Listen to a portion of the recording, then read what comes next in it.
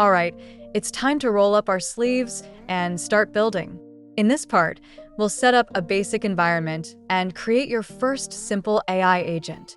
Don't worry, we're using free tools and services to keep costs near zero. Make sure you have a programming environment ready, preferably with Python. If you don't want to install Python locally, try Google Colab for free. First, let's talk about the AI model, the brain of our agent.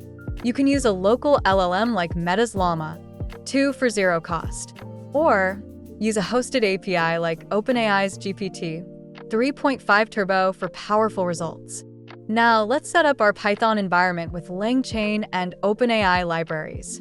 Once ready, we'll outline our first agent, like a fact-finding agent. For example, answering, "What's the population of the largest city in Europe?" The agent uses tools like web search to find the answer. LangChain ties the model and tools together into an agent. The agent thinks step by step, using tools when needed. Try setting up this basic agent yourself and experience the magic.